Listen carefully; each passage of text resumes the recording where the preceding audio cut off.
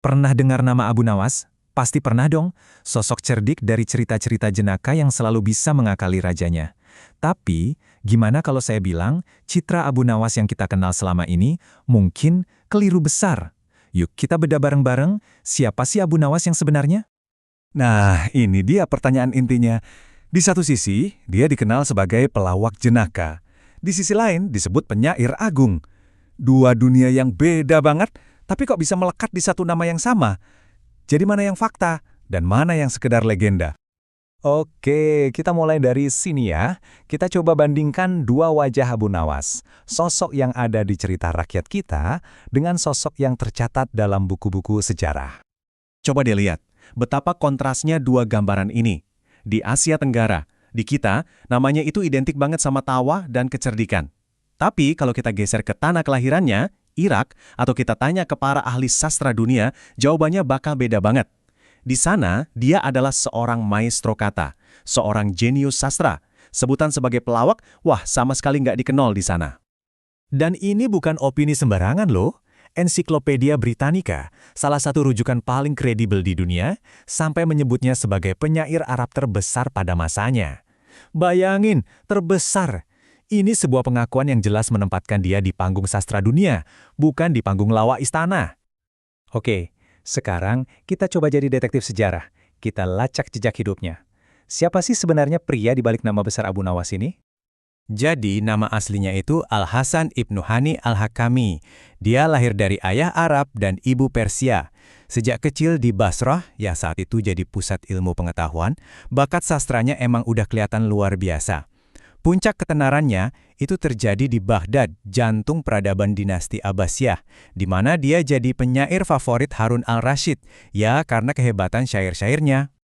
Terus kalau dia penyair hebat, dari mana citra pelawak itu datang? Nah, salah satu petunjuknya mungkin ada di gaya sastranya, yang disebut mujun. Kata ini artinya agak licin, bisa punya dua makna. Bisa berarti jenaka dan humoris, tapi bisa juga berarti sinis atau cuek sama aturan. Nah, jangan-jangan nih, disinilah akar salah kaprahnya. Seorang penyair yang sinis, kemudian ditafsirkan ulang jadi seorang pelawak yang cerdik. Oke, selanjutnya kita akan melihat kontras paling tajam dan paling dramatis dalam hidup Abu Nawas, antara syair-syairnya yang memuja anggur dan syair-syair pertobatannya. Waktu muda, Abu Nawas ini benar-benar seorang pemberontak sejati. Syair-syairnya yang paling terkenal dari periode ini adalah Kamriyat, yang isinya ya memuja anggur dan segala kenikmatan duniawi. Dia nggak ragu buat menantang norma-norma sosial dan agama saat itu. Saking dianggap keterlaluan, tulisannya bahkan sampai bikin dia masuk penjara. Kutipan ini, wow, ini benar-benar merangkum kenekatan karya-karya awalnya dengan sangat jelas. Sebuah pernyataan yang menunjukkan betapa beraninya dia menantang batasan moral dan agama di zamannya. Tapi hidupnya nggak selamanya seperti itu. Ada sebuah titik balik yang sangat dramatis.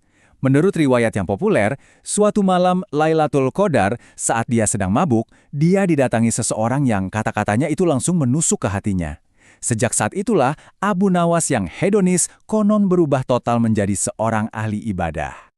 Transformasinya ini seolah terangkum sempurna dalam syair pertobatannya yang paling legendaris, Al-I'tiraf. Baris pembukanya yang sangat terkenal ini begitu populer ya kan? Sampai sekarang pun masih sering kita dengar dilantunkan di berbagai pesantren dan masjid. Eits, tapi tunggu dulu, ceritanya belum selesai. Justru disinilah misteri terbesarnya muncul. Penelitian modern ternyata meragukan sesuatu yang sangat mendasar dari syair pertobatan yang ikonik ini.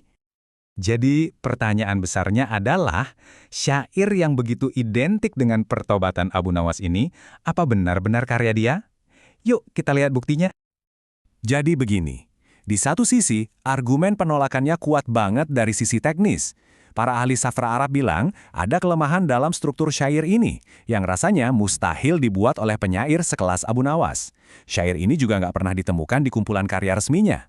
Tapi di sisi lain, popularitasnya nggak bisa dibantah, dan isinya terasa pas banget dengan narasi hidupnya. Jadi bingung kan? Nah, poin krusialnya adalah ini. Meskipun sangat terkenal dan indah, kesimpulan para ahli cukup kuat. Syair yang paling sering kita kaitkan dengan pertobatan Abu Nawas itu, kemungkinan besar salah atribusi. Sejarah sebenarnya mencatat ada syair pertobatan lain yang dianggap lebih otentik, tapi entah kenapa justru Al-I'tiraf inilah yang jadi legenda. Jadi, kalau kita coba singkirkan semua mitosnya, apa dong warisan sejati dari seorang Abu Nawas?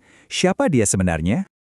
Warisan sejatinya adalah, ya, kompleksitasnya itu sendiri. Dia adalah seorang inovator sastra, seorang pemberontak, dan juga seorang pencari makna. Justru karena hidupnya yang penuh kontradiksi inilah, dia menjadi magnet bagi berbagai macam cerita. Kepribadiannya yang rumit itu seolah menjadi kanvas kosong yang sempurna bagi generasi setelahnya untuk melukiskan legenda mereka sendiri. Entah itu sebagai pelawak cerdik maupun sebagai sufi yang bertaubat. Pada akhirnya, kisah Abu Nawas ini meninggalkan kita dengan sebuah pertanyaan yang menarik untuk direnungkan. Kenapa ya mitos tentang seseorang terkadang bisa jauh lebih kuat dan lebih abadi daripada sejarahnya sendiri? Mungkin itulah yang paling menarik dari semua ini.